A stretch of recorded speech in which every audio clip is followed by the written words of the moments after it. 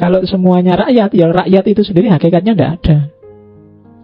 Kalau semuanya sehat, sehat itu sendiri tidak ada. Karena untuk ada sehat, butuh ada sakit. Jadi itulah oposisi dan harmoni. Maka jangan mengeluh kalau pas lagi sakit. Kalau kita sakit, itu menunjukkan bahwa kita ini ya manusia biasa ternyata. Masih bisa sakit. Ternyata kita ini lemah. Tapi hikmahnya banyak kan sakit itu. Dengan adanya sakit, kita kenal namanya sehat. Kalau tidak ada sakit, tidak ada sehat. Rumah sakit tidak ada gunanya. Apotek buat apa? Fakultas kedokteran ditutup saja. Lah iya kan? Karena ada sakit inilah banyak hal bisa berputar secara harmonis. Jadi antara harmoni dan oposisi. Hidup ini saling melengkapi, dialektis. Ngaji ini ada saya, ada kalian. Ada saya saja nggak jalan, ada kalian saja ya paling ngobrol. Sama-sama mutual, saling melengkapi. Bahkan tidak cuma dua, masih ada takmirnya lagi, butuh masjidnya juga betul. Jadi hidup ini selain berubah juga saling berlawanan. Cuma dari perlawanan-perlawanan itu muncul harmoni. Jadi seimbang. Jelek, ya jangan kesusu dimarahi, ya diperbaiki pelan-pelan. Tapi setidaknya dengan jeleknya dia, kebaikanmu jadi muncul. Iya kan? Kalau semua baik, baikmu tidak akan kehitung. Tapi karena ada yang jelek, baikmu jadi kelihatan. Jadi di antara gunanya kegelapan itu apa? Cahaya jadi penting. Kalau tidak ada kegelapan, tidak ada gunanya cahaya. Wong tidak ada kegelapan. Itu harmoni dan oposisi. Oke.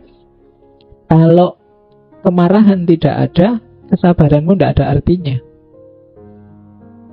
Jadi kesabaran itu mulia karena ada namanya kemarahan. Dan ini saling mengimbangi, saling harmoni.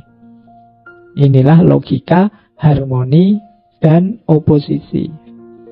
All things, yang kedua, all things come into being by conflict of opposite. Segala sesuatu muncul karena oposisi-oposisi.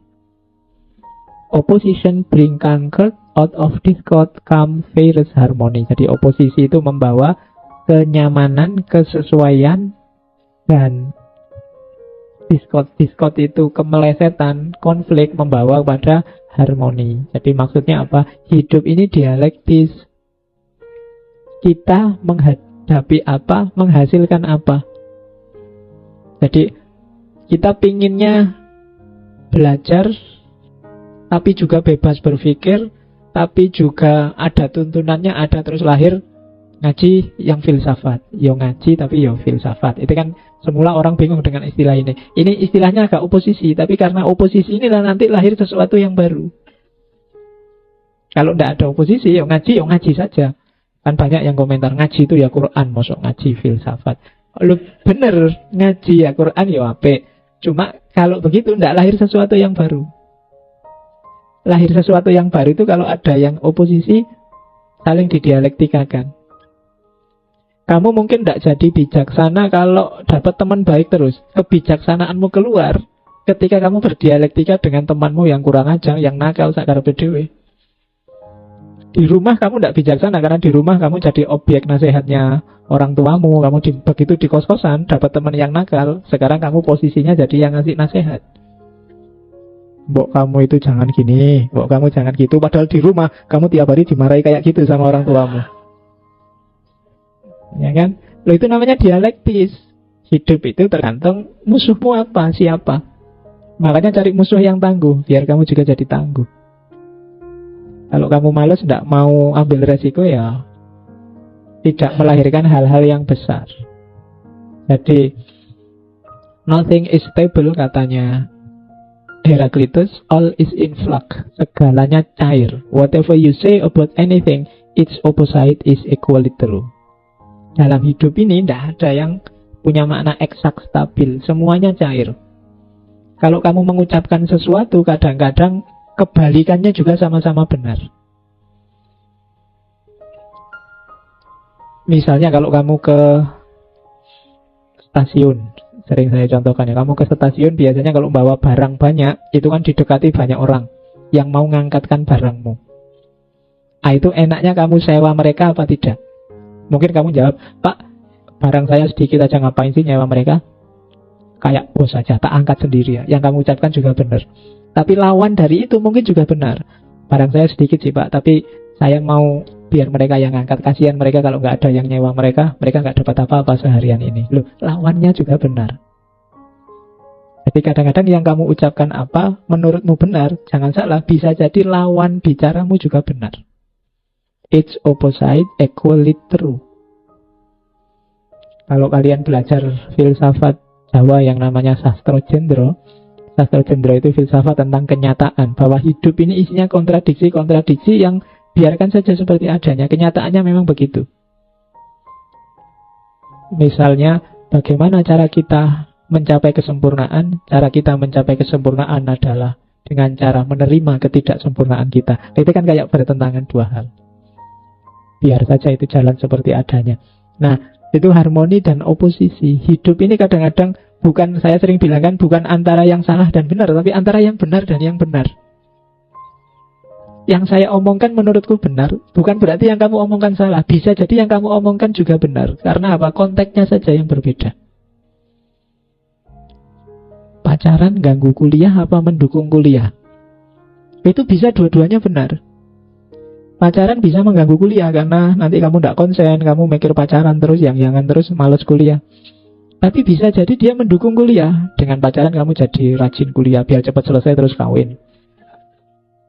Ya kan? Loh, itu dua-duanya bisa benar. Atau kamu jadi rajin kuliah karena kebetulan pacarnya sak kelas jadi rajin, terus nggak ada kuliah pun ke kampus biar ketemu. Ya kan? Iya, nggak bisa kamu klaim pokoknya pacaran ganggu kuliah atau pacaran mendukung kuliah. Nggak, masing-masing ada konteksnya. Bisa jadi yang saya omongkan benar, yang kamu omongkan sebenarnya juga benar. Cuma memang konteksnya saja berbeda. Oke, misalnya ada yang bilang misalnya sepak bola Indonesia ini penuh harapan misalnya. Nah, sementara yang lain bilang sepak bola Indonesia ini tanpa harapan sudah. Nah, itu dua-duanya bisa benar. Dilihat konteksnya. Jadi harmoni dan oposisi antara lain membahas tentang bahwa kalau ada dua pernyataan, dua situasi yang oposisi, bukan berarti harus salah satu yang benar, tapi bisa jadi dua-duanya benar. Contohnya, to get everything you want is not a good thing. Yang ketiga, ilustrasi dari Heraklitos. This is makes health seem sweet. Hunger lead to the appreciation of being full fed. Tiredness create the enjoyment of resting. Katanya Heraklitos, kalau kamu memperoleh segala sesuatu yang kamu inginkan, itu tidak selalu baik loh.